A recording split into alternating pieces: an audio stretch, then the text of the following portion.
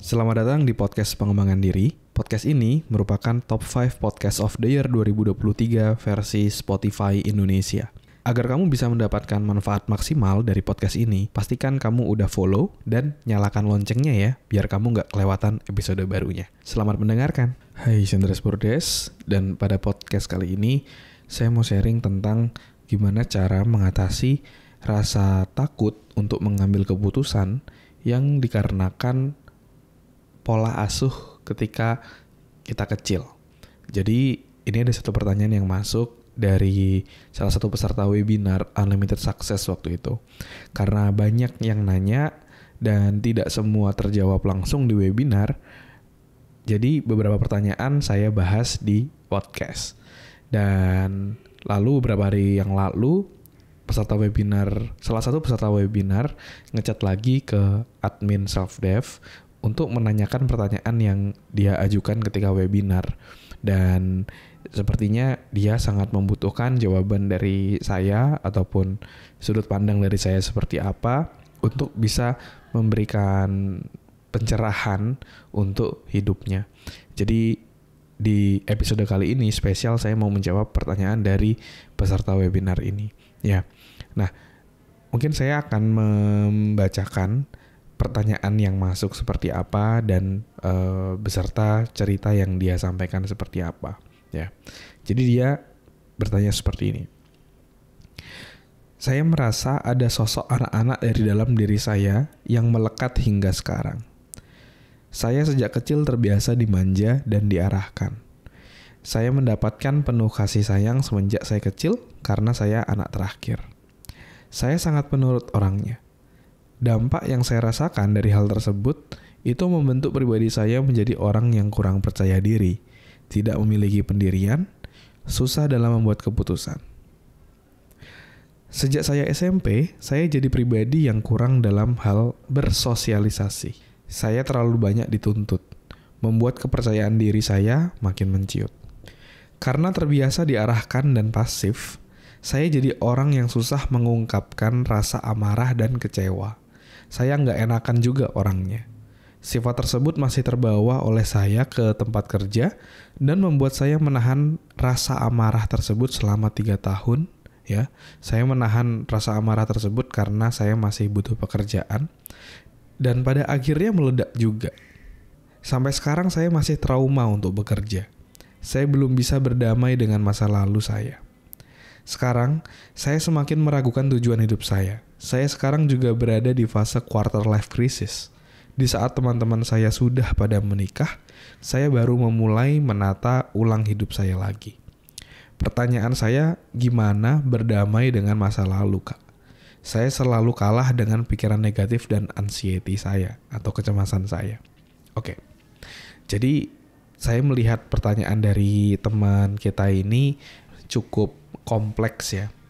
Jadi nggak cuma satu pertanyaan sebenarnya yang dia ajukan di sini, tetapi ada beberapa pertanyaan. Tapi karena alasan durasi, jadi mungkin kita akan bagi pembahasannya menjadi beberapa episode. Tadi saya melihat itu ada beberapa pertanyaan. Yang pertama misalnya adalah dia ketika kecil itu terbiasa diarahkan dan hanya mengikuti saja sehingga sekarang dia merasa nggak pede dalam membuat keputusan. Terus yang kedua adalah ketika dia memendam rasa amarahnya, dia tidak bisa atau belum bisa menyampaikan apa yang dia rasakan sehingga rasa amarah tadi seperti bom waktu dan akhirnya meledak. Ya, dan akhirnya di pekerjaan tadi meledak dan saya menangkap di sini akhirnya dia resign di pekerjaan tersebut. Dan yang ketiga adalah tentang membandingkan diri sendiri. Dia melihat teman-temannya udah menikah sedangkan dia belum dan itu menjadi sebuah pressure buat dia. Beberapa pertanyaan tersebut akan saya bagi menjadi beberapa episode di podcast. Nah, yang pertama saya mau ngebahas dulu tentang gimana caranya kita bisa melewati masa lalu di mana kita itu tidak terbiasa untuk mengambil keputusan. Keputusan kita terbiasa diarahkan oleh orang lain, yaitu adalah orang tua kita gitu. Terus gimana caranya agar kita bisa menjadi pribadi yang jauh lebih berani. Ya. Nah, saya akan bahas pertanyaan tersebut di episode kali ini. Saya sendiri itu juga sebenarnya adalah orang yang sama seperti teman kita yang bertanya ini, dimana saya itu punya almarhum bapak ya. Almarhum bapak saya itu adalah orang yang sangat-sangat tegas dan dia sangat-sangat mendirect apa yang harus saya lakukan. Misalnya contoh, harus disiplin, harus ikut les ini, ikut les itu, harus ngapain. Itu benar-benar diarahkan oleh almarhum bapak saya. Sehingga suatu ketika bapak saya udah nggak ada, saya jadi kayak bingung gitu. Harus kayak gimana nih? Udah nggak ada bapak saya lagi nih. Dan saya terbiasa diarahkan. Dari itu saya awalnya sulit gitu mengambil keputusan. Tetapi karena situasi, akhirnya saya belajar untuk mengambil keputusan. Saya ambil keputusan, tiap keputusan, dan saya belajar dari keputusan tersebut. Ada keputusan yang salah, ada keputusan yang benar gitu ya. Dan sebenarnya sih nggak ada keputusan yang salah ya. Karena kalau kita merasa salah ngambil keputusan, kita bisa belajar dari keputusan tersebut, sehingga kedepannya kita bisa ambil keputusan jadi jauh lebih baik. Dan ketika kita tidak mengambil keputusan, itu juga sebenarnya kita udah mengambil keputusan gitu kan. Jadi sangat-sangat penting untuk bisa mulai belajar mengambil keputusan. Dan singkat cerita, karena ayah saya udah nggak ada, akhirnya saya mulai belajar untuk mengambil keputusan. Dan berbanding terbalik dengan ibu saya itu tipe yang membebaskan saya. Dia membebaskan saya mau memilih apapun. Mau bekerja jadi apa, mau ngapain, kayak gitu. Itu beliau sangat-sangat membebaskan. Beliau sangat-sangat mempercayai saya cukup dewasa untuk memutuskan, untuk mengambil keputusan gitu. Jadi ketika SMA itu saya udah dikasih uang bulanan gitu. Biasanya kan orang dikasihnya kayak harian gitu kan, uang saku anak-anak SMA.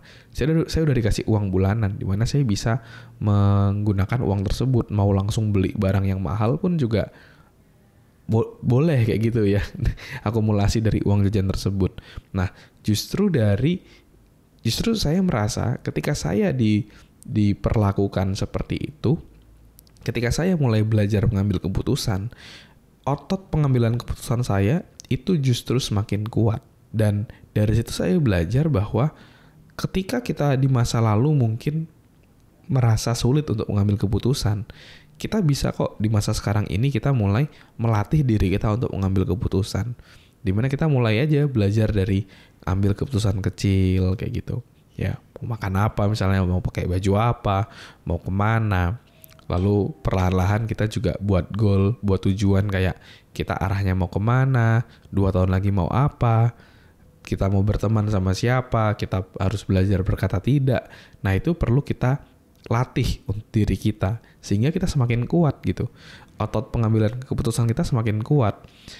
Dan sebaliknya, kalau kita udah tahu bahwa mungkin kita tumbuh dari keluarga yang memberikan direction tertentu, dan sekarang kita memutuskan untuk bingung dan nggak ngapa-ngapain, bahkan tidak mengambil keputusan, selamanya kita akan kayak begitu gitu ya. Sama kayak otot. Oke, sekarang ototnya lemah gitu, dan kamu udah tahu ototmu lemah. Selanjutnya apa? Selanjutnya adalah kita harus melatih otot kita sehingga semakin kuat, dan kita bisa ngangkat beban lebih berat, dan kita bisa jadi jauh semakin strong. Jadi poinnya adalah untuk kita bisa menjadi lebih percaya diri untuk ambil keputusan, untuk ngambil sikap, ya harus dilatih. Mulai dari sekarang, ambil keputusan, tidak melulu ikut orang lain, tidak melulu ikut apa yang populer di orang lain, tapi kita benar-benar ambil keputusan berdasarkan hati kita, berdasarkan diri kita, berdasarkan pemikiran kita. Nah, semakin kita melatih hal tersebut, otot pengambilan keputusan kita juga semakin kuat. Oke? Jadi, saran saya, kamu mulai belajar ambil keputusan, meskipun dari keputusan yang kecil, pelan-pelan ke keputusan besar, sehingga kamu bisa melatih otot pengambilan keputusanmu.